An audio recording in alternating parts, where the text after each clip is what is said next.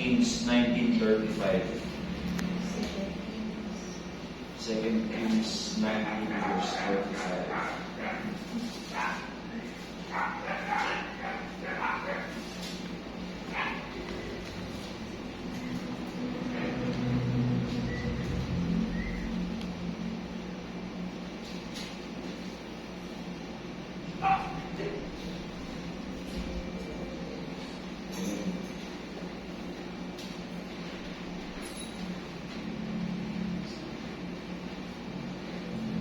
Tapos lang yun ang sample, brother.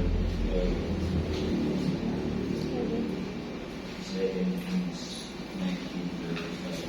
Morning, bro.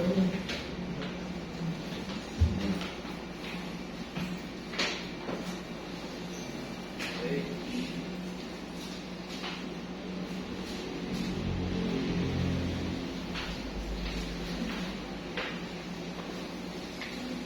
Study for today, bro, is angels. Ngayon, nasa katangian na ng angels.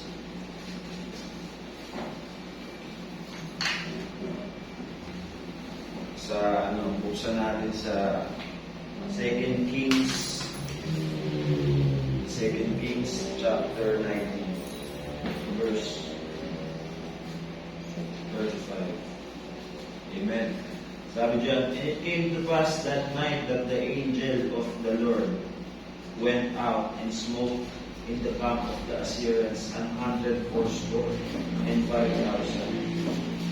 180,000. Ang fourscore,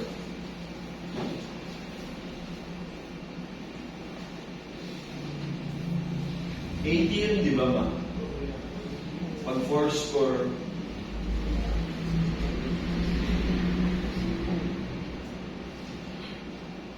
185,000 na Assyrians pinatay ng Panginoon. And angel of the Lord, capital L-O-R-D. Nang isang isang ampas lang smoke in the camp of the Assyrians, 185,000. 185,000. And when they arose early, behold, they were all dead corpses.